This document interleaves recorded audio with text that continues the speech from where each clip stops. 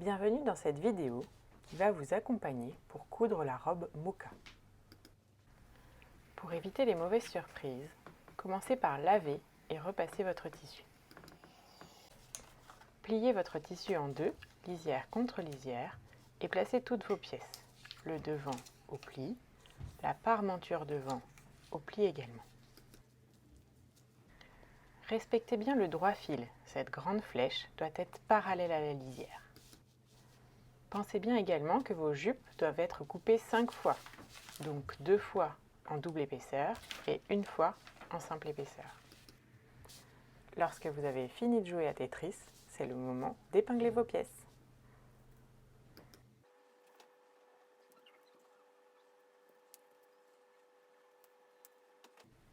Coupez vos pièces au bord du papier.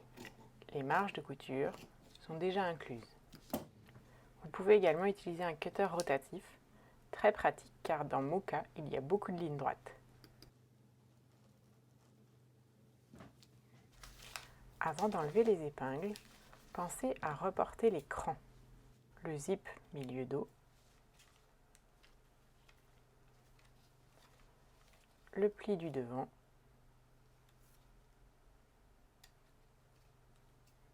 le milieu devant,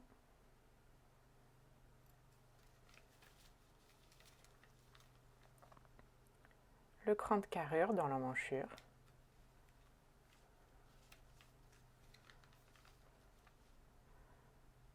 le cran de carrure dans l'emmanchure dos,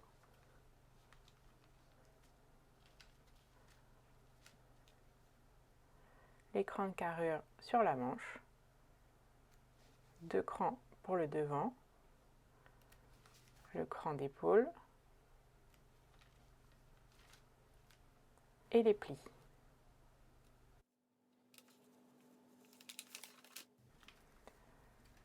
Le milieu devant de l'empiècement devant, la fin du zip. Voilà, on peut enlever les épingles. Pensez à indiquer le numéro de la pièce au dos de votre tissu. Coupez également un empiècement devant et la parmenture dos dans le thermocollant.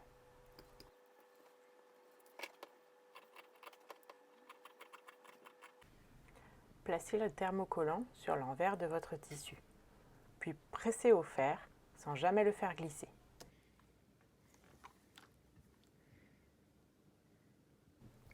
Sur le corsage devant, formez les plis. Pour cela, utilisez les repères.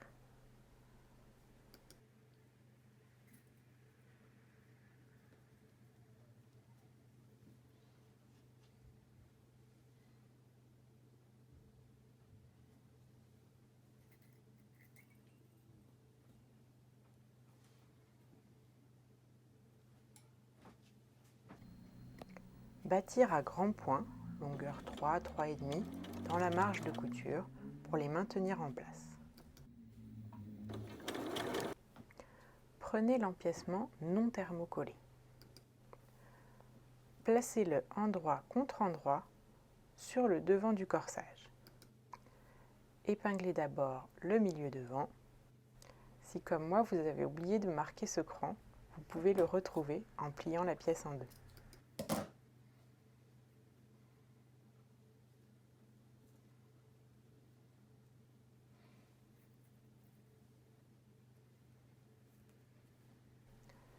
Épinglez ensuite les extrémités.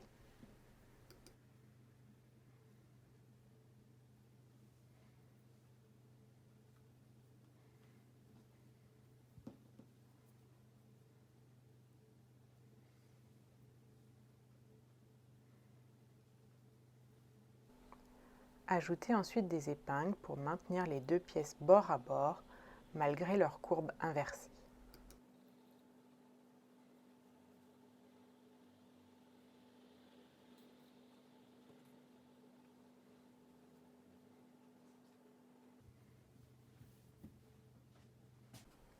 Piquez ensuite à 1 cm du bord.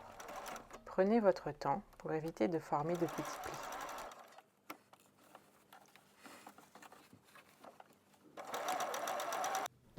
Admirez le résultat. Zigzaguez ou surjetez ensemble les valeurs de couture. Au fer, repassez les valeurs de couture vers le haut. Épinglez endroit contre endroit les épaules du corsage.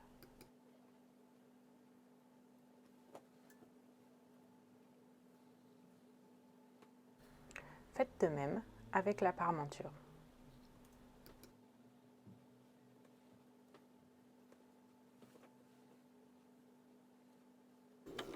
Piquez les épaules du corsage à 1 cm du bord et faites de même avec la parmenture. Ouvrez les coutures du corsage au fer. Même chose pour la parmenture. Zigzaguez ou surjetez les valeurs de couture du corsage séparément. Toujours pareil pour la parmenture. Pour la parmenture, on va également surjeter ou zigzaguer tout le bas.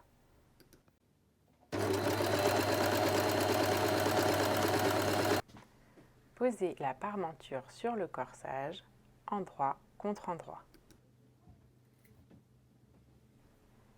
Épinglez en veillant à bien faire correspondre les coutures d'épaule et les milieux devant.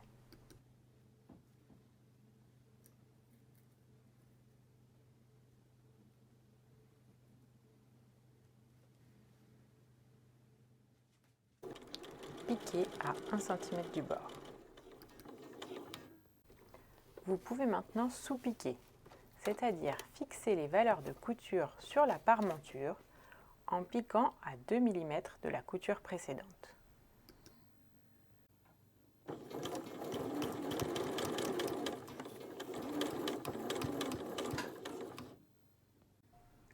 Cette piqûre sera invisible sur l'extérieur.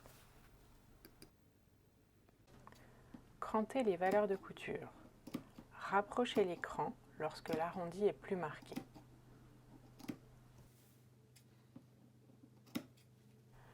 Vous pouvez également dégarnir un peu les valeurs de couture de l'épaule. Cela fera moins d'épaisseur. Rabattre la parmenture sur l'intérieur.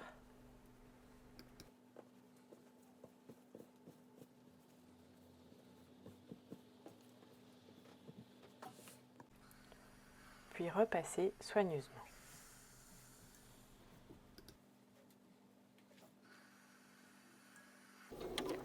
Maintenir la parmenture en place par quelques points dans le sillon de la couture d'épaule. Cette couture doit être invisible de l'extérieur. On fait de même sur le milieu devant, juste au-dessus du pli. Toujours invisible.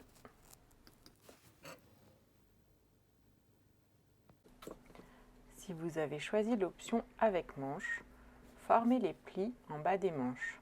Aidez-vous pour cela des repères.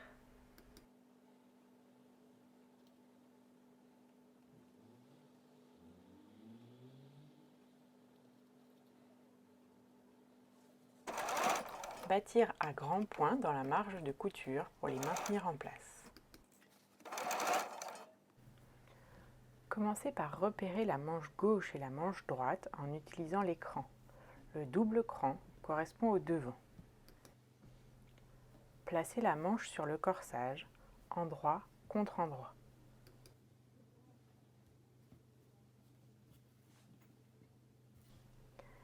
Épinglez le cran d'épaule sur la couture d'épaule.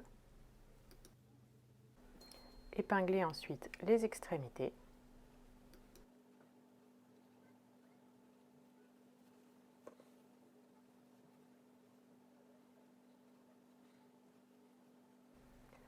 Épinglez maintenant les crans de carrure.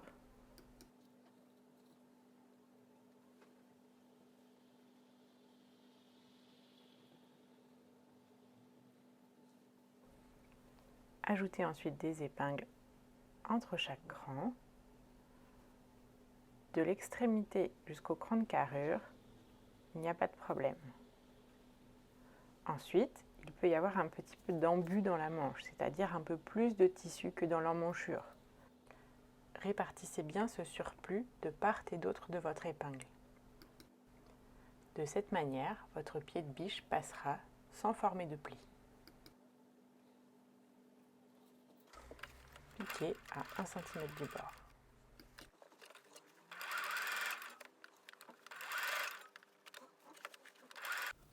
Zigzaguez ou surjetez les valeurs de couture ensemble. Fermez maintenant le côté et la manche.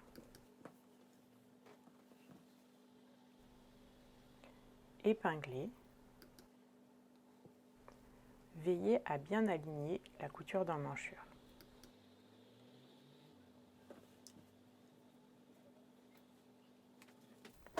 Piquez à 1 cm du bord. Prenez votre temps au passage de la couture d'emmanchure.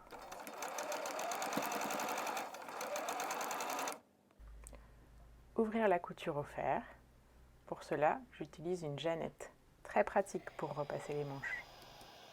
Zigzaguez ou surjetez les valeurs de couture séparément.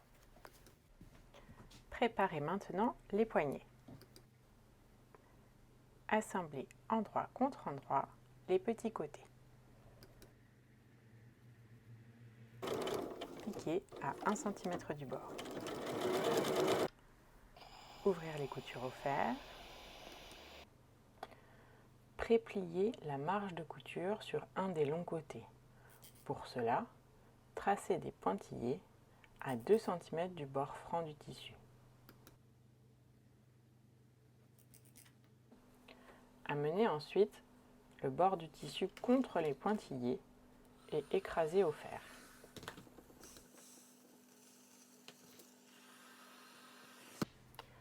Placez ensuite le poignet sur la manche, endroit du poignet contre envers de la manche, bord non plié du poignet contre le bord de la manche. Alignez les coutures et épinglez tout le tour.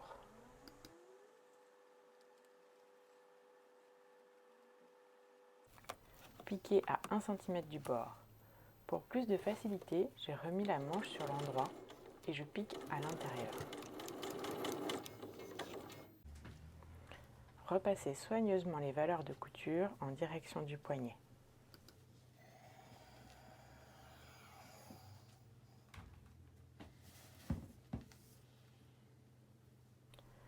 Rabattre ensuite le poignet sur l'endroit en alignant le pli à la couture précédente. Épingler en place.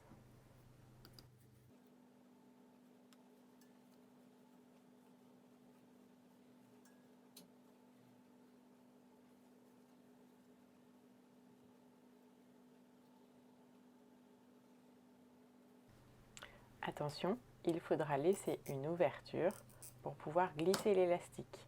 Je ne coudrai pas sur cette partie. Piquez ensuite à 2 mm du pli. J'utilise pour cela le pied pour ourlet invisible, car il a un guide qui me permet de piquer très près du pli. Je décale mon aiguille légèrement à gauche et c'est parti. On peut maintenant remettre la manche sur l'endroit pour glisser l'élastique. À l'aide d'une épingle à nourrice, nous allons glisser l'élastique par l'ouverture laissée.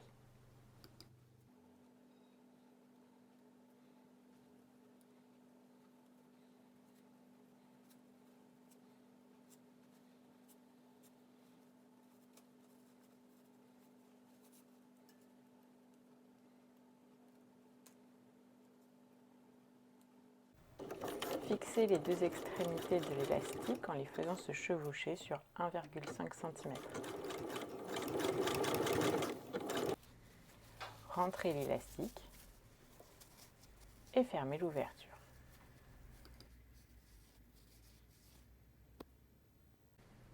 Si vous avez choisi l'option sans manche, commencez par fermer le côté.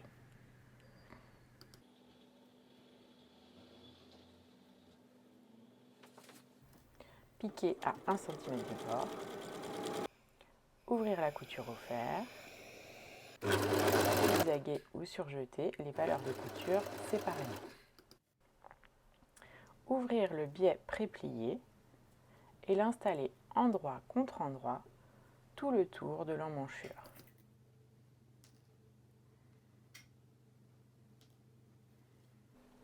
Le biais est déformable. N'hésitez pas à lui donner la forme de l'emmanchure, à l'arrondir pour qu'il suive bien la courbe.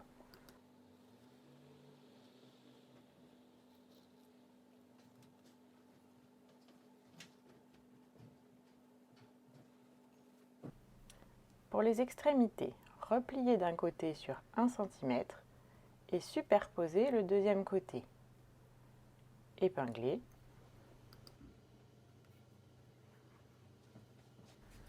Puis recoupez le surplus.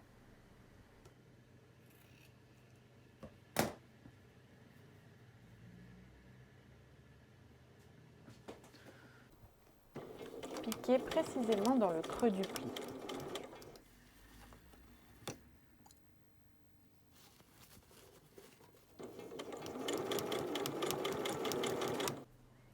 Rabattre ensuite le biais une première fois pour l'installer à cheval sur le tissu, puis une deuxième fois pour l'installer à l'intérieur de l'emmanchure.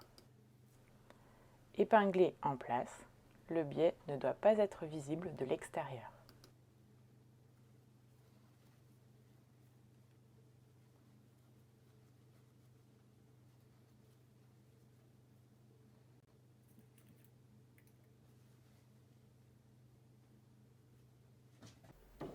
Piquez à 2 mm du pli.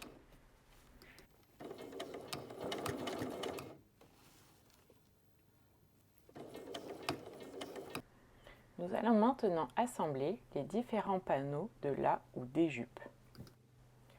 Commencez par épingler un panneau milieu dos à un panneau entier.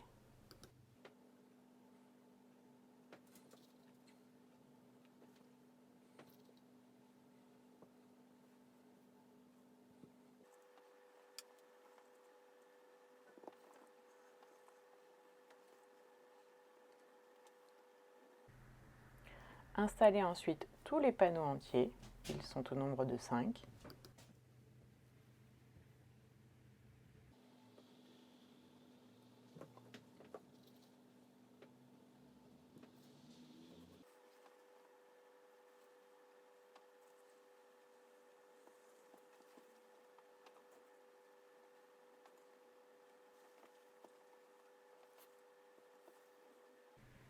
Et finissez par le deuxième panneau milieu dos.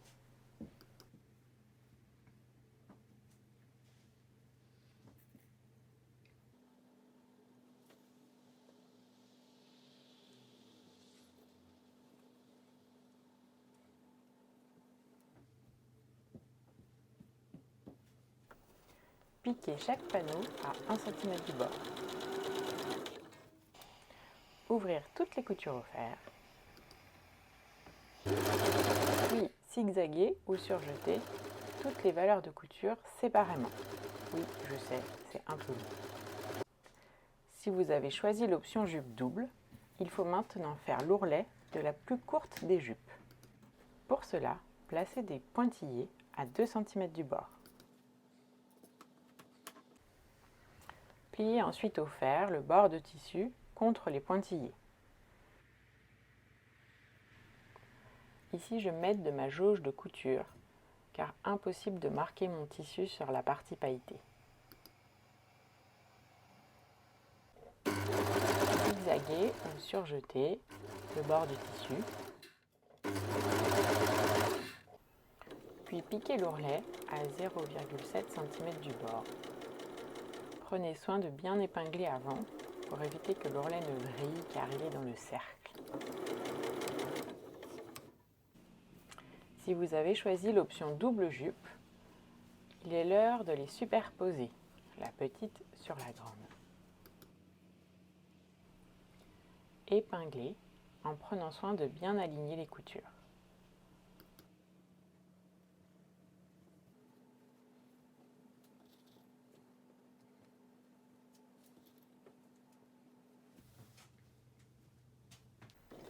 Bâtir à grands points dans la marge de couture.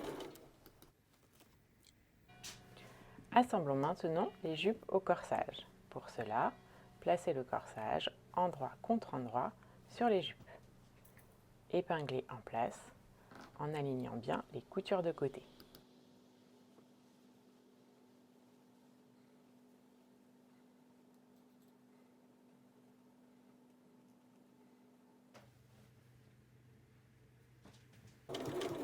Piquez à 1 cm du bord.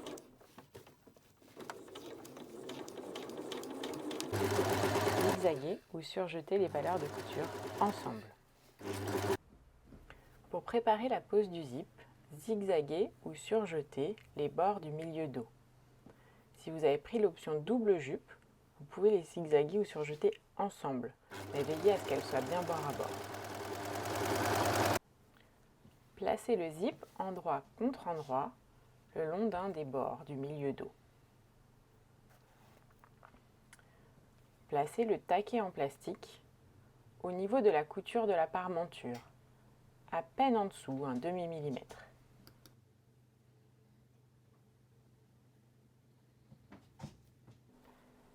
Épinglez tout le long du zip.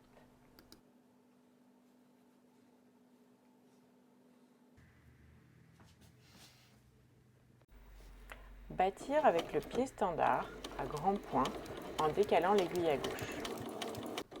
Lorsque vous passez à côté du curseur, ne vous en préoccupez pas, ce n'est pas grave si votre couture est déviée. Installez ensuite le pied de biche spécial fermeture éclair invisible. Déroulez bien les maillons pour pliquer au plus près de ceux-ci. Remettez bien votre aiguille au centre. Arrivé en bas, ne cherchez pas à aller trop loin. Dès que vous rencontrez le curseur, faites votre point d'arrêt. Fermez ensuite le zip pour vérifier que tout se passe bien.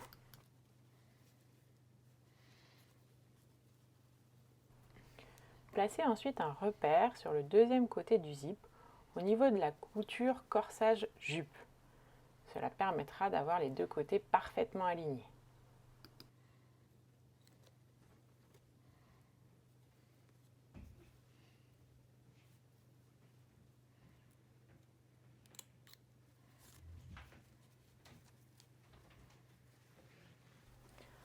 Retournez ensuite la robe de manière à amener le second côté du zip, endroit contre endroit, au bord du deuxième côté milieu dos.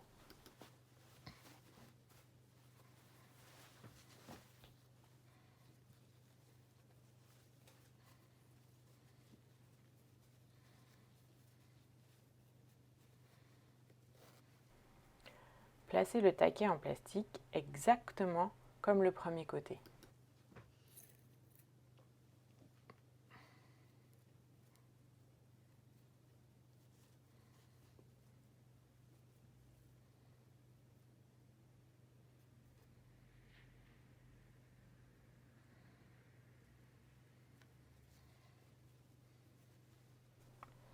Épinglez ensuite tout le long.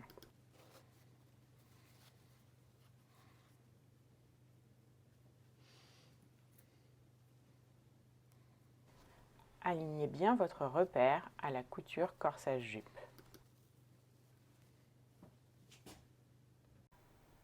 Bâtir à grands points, puis piquer à l'aide du pied spécial fermeture éclair invisible, toujours de haut en bas. On ferme et on admire. Repliez maintenant l'extrémité de la parmenture d'1 cm, puis rabattez-la à l'intérieur de la robe. Maintenir en place par quelques points à la main.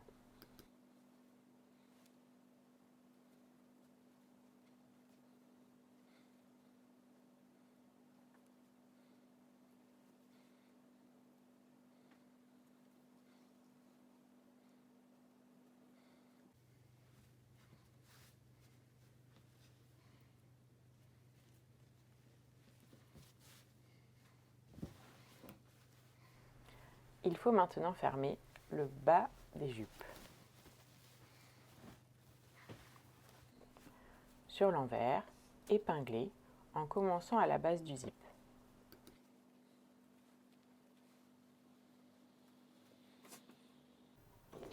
Piquez à 1 cm du bord, de bas en haut. Arrêtez-vous dès que vous rencontrez le zip.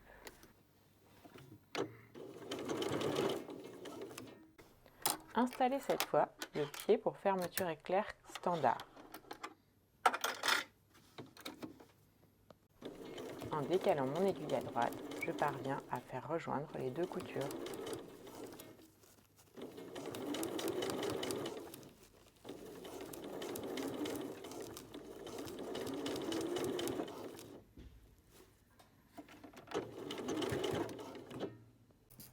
Pour finir, réalisons l'ourlet de la jupe longue. Pour cela, tracez à nouveau des pointillés à 2 cm du bord. Pliez au fer le bord du tissu contre les pointillés.